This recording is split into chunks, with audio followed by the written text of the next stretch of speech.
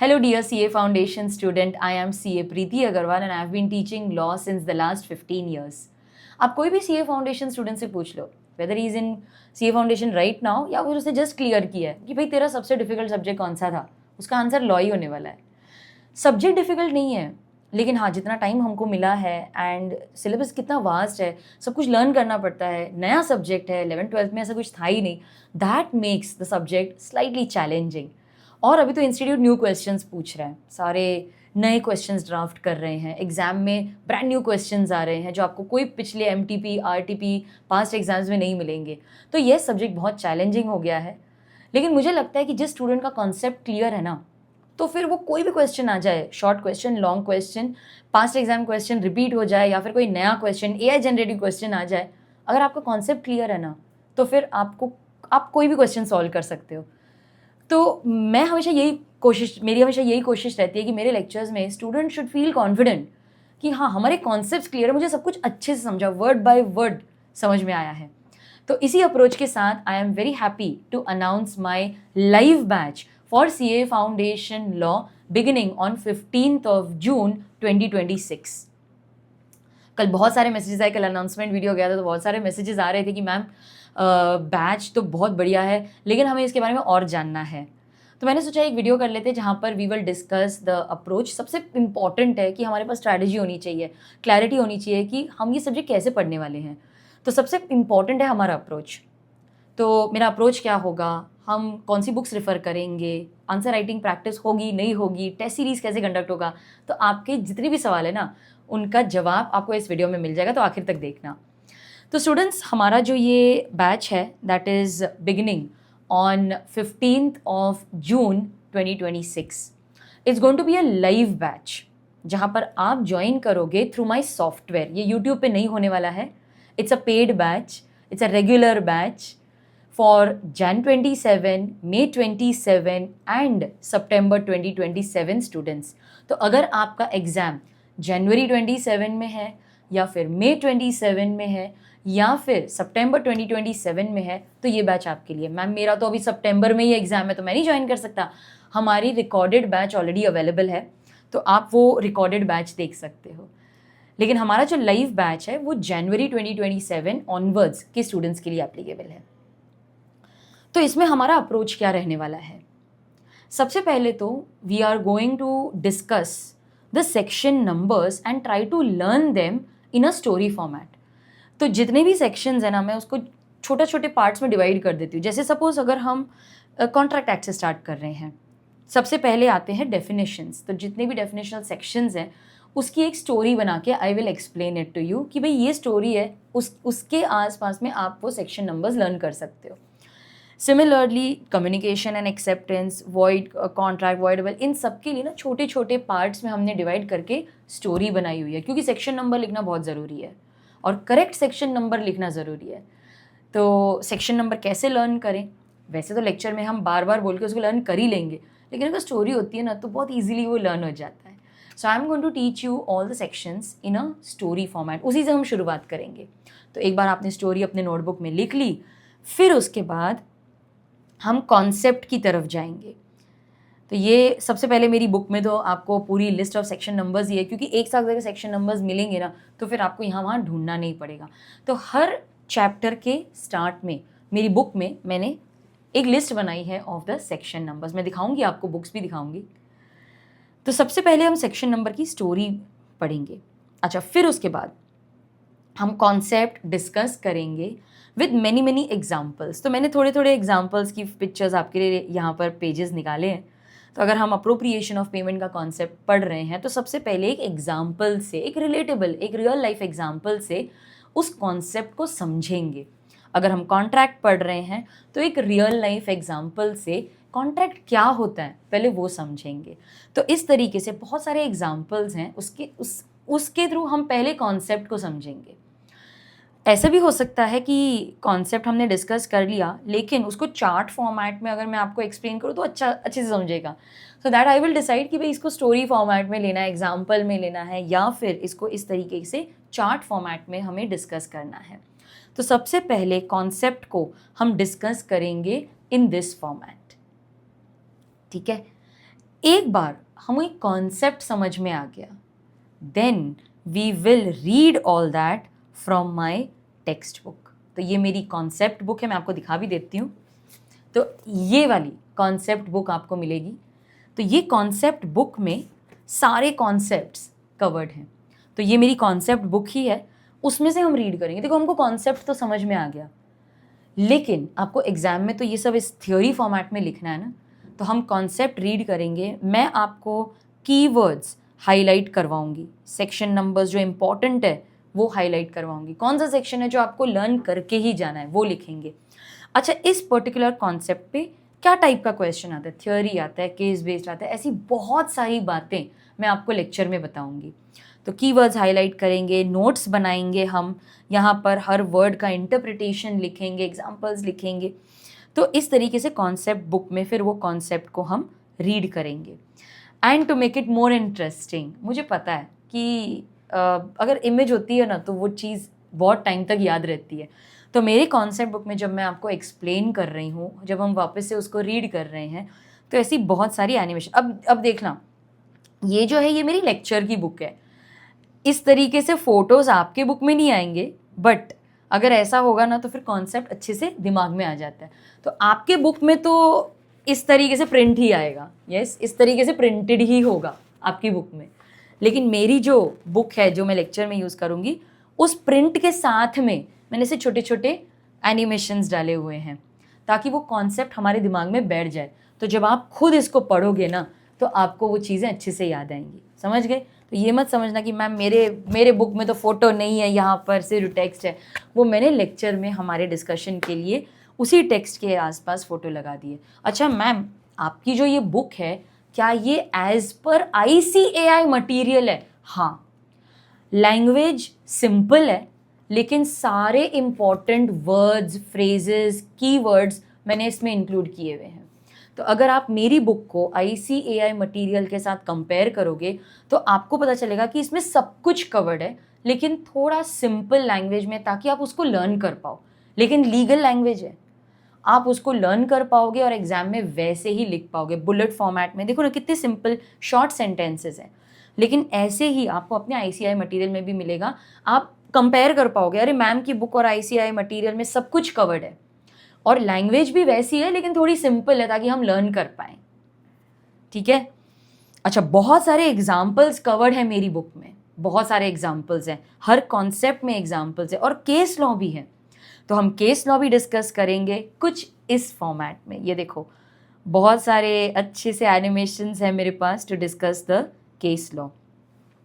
तो हमने कॉन्सेप्ट समझ लिया, फिर हमने उसको हमारे टेक्स्ट बुक में से रीड भी कर लिया, कीवर्ड्स हाईलाइट कर लिए, मैंने आपको बहुत सारी और भी बातें बताऊंगी। After all that, after the entire chapter is over, okay, तो क्वेश्चन आंसर सॉल्व करने से पहले हम एक रिवीजन करेंगे पूरे यूनिट का। ठीक है, जैसे कॉन्ट्रैक्ट एक्ट में तो 9 यूनिट्स हैं, तो पूरे यूनिट का हम रिवीजन करेंगे और उसके बाद क्वेश्चन आंसर्स डिस्कस करेंगे। ये जो क्वेश्चन आंसर्स मैं आपके साथ डिस्कस करने वाली हूँ, ये न्यू क्वेश्चंस हैं, ये आपको कोई भी MTP RTP पास्ट एग्जाम में नहीं मिलेगा। और इसी के साथ साथ मैं आपको बताऊंगी कि आंसर्स कैसे लिखते हैं, प्रोविजंस में क्या आएगा, फैक्ट्स, एनालिसिस, कंक्लूजन में क्या लिखेंगे, कितना लिखना है, लेंथ क्या होनी चाहिए, क्या इंक्लूड करना चाहिए, क्या नहीं लिखना चाहिए, स्टूडेंट्स क्या कॉमन मिस्टेक्स करते हैं, कितने पॉइंट्स आने चाहिए, लेंथ क्या होनी चाहिए, कितने मार्क्स के क्वेश्चंस आते हैं, everything will be taught to you in the class. मतलब राइटिंग प्रैक्टिस होगी इस तरीके से। ऐसा नहीं है कि मैंने बोला ये क्वेश्चन सॉल्व कर लो, नहीं, हम वहाँ पर ही सॉल्व करेंगे, आपको टाइम दिया जाएगा, उस टाइम लिमिट में आपको वो क्वेश्चन सॉल्व करना है। तो enough writing practice plus homework questions will be given. तो राइटिंग प्रैक्टिस क्लास में ही करवाई जाएगी। ये सब होने के बाद फिर टेस्ट लिखेंगे। टेस्ट में भी वैरायटी के क्वेश्चंस है, न्यू क्वेश्चंस है, टेस्ट पेपर्स चेक करके आपको दिए जाएंगे विद फीडबैक। फीडबैक उसमें लिखा होगा, लेकिन मेरी तरफ से एक वॉइस नोट भी जाएगा कि क्या इंप्रूवमेंट की जा सकती है, कहाँ मिस्टेक्स हो गई। तो इस तरीके से हम हर चैप्टर को लेंगे। तो मेरा एक 5 स्टेप प्लान है आपके लिए। Step number 1, we will understand the concept. Step 2, we will read that from the concept book. Step 3, उसी को पूरा रिवाइज करेंगे, पूरे यूनिट को रिवाइज करेंगे. Step 4, question answer solving. And step 5, test. ये सब करने के बाद only then we will move to the next unit. Ma'am आप तो इतना सब कुछ करवा रहे हो, तो हमारी पोर्शन कंप्लीट हो जाएगी क्या? बिल्कुल हो जाएगी, क्योंकि मेरे लेक्चर में ना सिर्फ पढ़ाई होती है. यहाँ वहाँ की फालतू बातें, इसकी टांग खींचो, उसकी टांग खींचो, 2 घंटे का लेक्चर लो और फिर आधी चीज़ें तो काम की होती ही नहीं है. ऐसा नहीं होगा. आप मुझे अगर अपने दिन के 2 घंटे दे रहे हो तो मेरी जिम्मेदारी बनती है ना कि मैं आपको उतना प्रोडक्टिव काम करके दूं, मैं आपको उतना प्रोडक्टिव पढ़ाई करवा के दूं. तो आपको कभी भी ऐसा नहीं लगेगा कि मैम 2 घंटे में तो सिर्फ पौना घंटा, आधा पौना घंटा या 1 घंटा ही हमने पढ़ाई की, 1 घंटा तो टाइम पास हुआ था. ये सब हंसी मजाक है ना, बाद में आपको फिर बहुत भारी पड़ता है. फिर आपको लगता है कि यार वो मजाक याद है, प्रोविजंस तो याद ही नहीं है हमें. ऐसा नहीं होगा. अगर आप मुझे अपनी लाइफ के दिन के 2 घंटे दे रहे हो तो ये मेरी जिम्मेदारी है कि मैं आपको प्रोडक्टिव स्टडी टाइम दूँ, and that is my aim. तो ठीक है students, this is our approach. हाँ, ये मेरे स्टूडेंट्स की क्वेरीज होती हैं जनरली, तो मैंने काफ़ी सारी क्वेरीज एंटिसिपेट कर ली है. अगर आपको ये क्वेरी है तो आंसर इधर ही मिल जाए. ये जो बैच है ये हिंदी इंग्लिश में होगा. I will also be launching an English batch, लेकिन वो थोड़ी टाइम के बाद, अभी नहीं. ये हिंदी इंग्लिश बैच है. अगर आपको इंग्लिश में चाहिए तो वो रिकॉर्डेड लेक्चर्स ऑलरेडी अवेलेबल हैं. How to join the class, ये यूट्यूब पे नहीं होने वाली है. जैसे ही आप क्लास में एनरोल कर लोगे तो आपको एक सॉफ्टवेयर लिंक शेयर किया जाएगा विद द एक्टिवेशन की. वो सॉफ्टवेयर आप अपने लैपटॉप, मोबाइल दोनों में एक्टिवेट कर सकते हो. एट अ टाइम कोई एक ही डिवाइस से आप लॉग इन कर पाओगे. अगर आप अपने लैपटॉप से देखना चाहते हो तो आप वहाँ से क्लास अटेंड कर सकते हो. अगर आपके पास लैपटॉप, डेस्कटॉप नहीं है तो मोबाइल से भी कर सकते हो. Apple devices are also supported. तो अगर आपको आईफोन, आईपैड या मैकबुक इससे लॉग इन करना है तो भी आप क्लास देख सकते हो. अगर आपके पास एंड्रॉयड टैबलेट है तो भी क्लास अटेंड कर सकते हो. So all the devices are supported. Windows PC, MacBook, Mac का जो पीसी है that is not available, but I don't think as a student आपके पास वो होगा ना. तो laptop, desktop, Windows and MacBook, iPhone, iPad, Android tablet, all the devices are supported. Okay, तो जैसे ही आप एनरोल कर लोगे तो आपको एक सॉफ्टवेयर लिंक दी जाएगी विद एक्टिवेशन की. बस उसमें स्टेप्स होंगे, एक वीडियो भी आएगा हाउ टू एक्टिवेट. वो फॉलो करके you are ready to attend the class.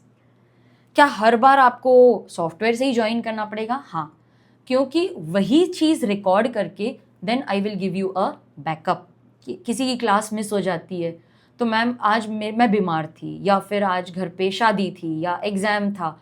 अगर बाई चांस आप क्लास मिस कर लेते हो तो वो क्लास आप देख सकते हो. इसीलिए you have to log in through the software. Okay, अच्छा, क्या ये पेड बैच है या फ्री? ये पेड बैच है, क्योंकि बहुत मेहनत है यार. आपने देखा होगा there is a lot of things that we are giving you.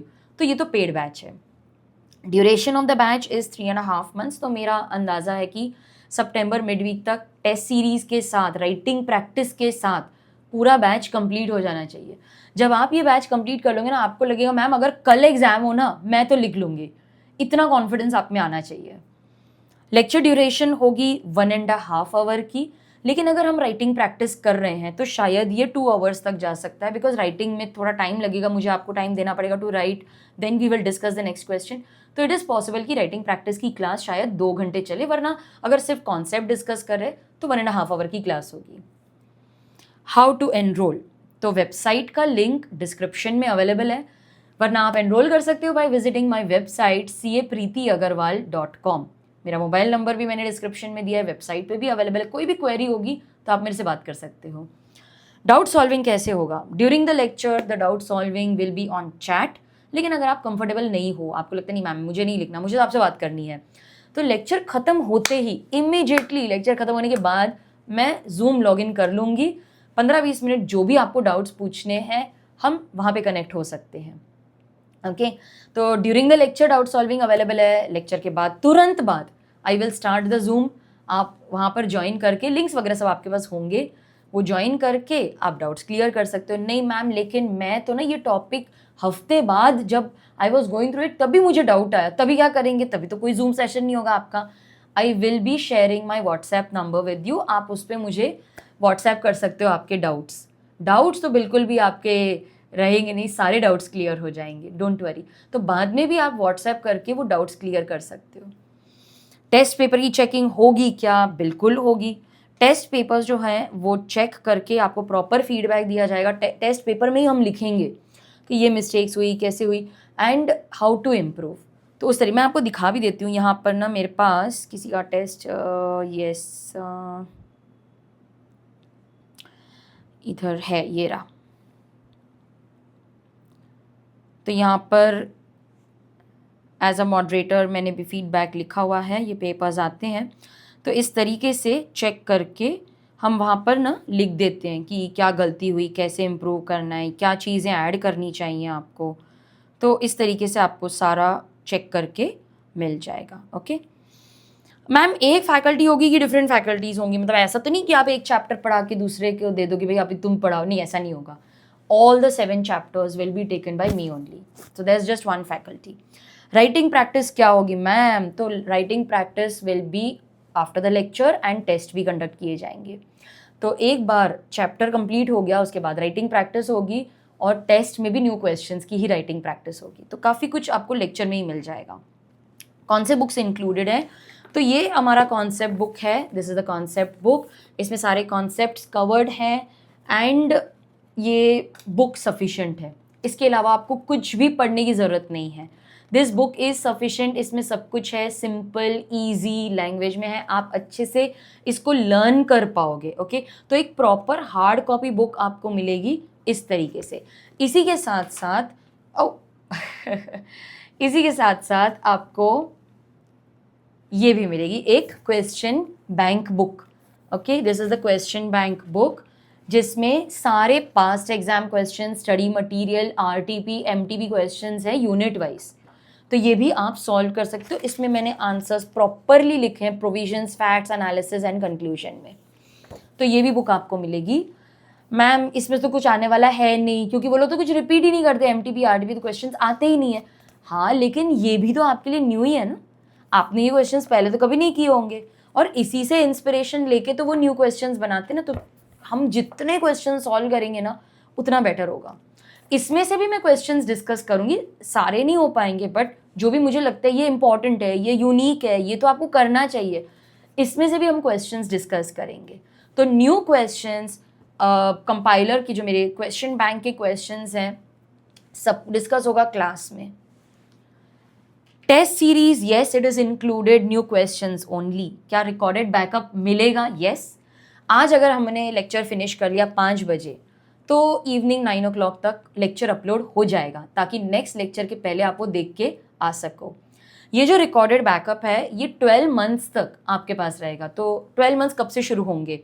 जिस दिन आपने ये प्रोडक्ट एक्टिवेट कर लिया, जब आपकी की एक्टिवेट हो जाएगी उस दिन से 12 महीने तक ये बैकअप आपके पास रहेगा। तो बाद में भी आप ये लेक्चर्स देख सकते हो। So students just to summarise this, क्या मिलेगा आपको ये कोर्स में? तो 5 चीज़ें हैं। सबसे पहले कॉन्सेप्ट समझेंगे, we will read it from the concept book. उसके बाद में हम रिवीजन करेंगे, तो रिवीजन लेक्चर्स भी अलग से डाले जाएंगे ताकि अगर आपके पास मेन लेक्चर देखने का टाइम नहीं हो, एग्जाम के पहले आप ये रिवीजन लेक्चर्स देख सकते हो। सो पूरा जो यूनिट है उसको रिवाइज किया जाएगा और हर बार हम रिवीजन करते ही जाएंगे, ठीक है। Question answer solving and chapter wise test, हर यूनिट के लिए ये मेथड फॉलो किया जाएगा for every unit.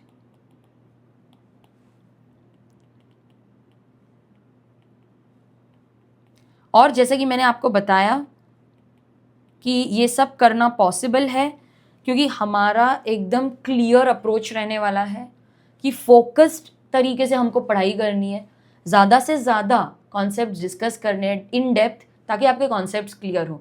Because clarity in concepts will give you confidence in the exam. तो यही मेरा मोटो है कि clarity in concepts means confidence in the exam. तो स्टूडेंट्स ये था हमारा अप्रोच एंड लेक्चर स्टार्ट हो जाएंगे 15 जून से। तो अभी एनरोल कर लो, विजिट माई वेबसाइट capreetyagarwal.com।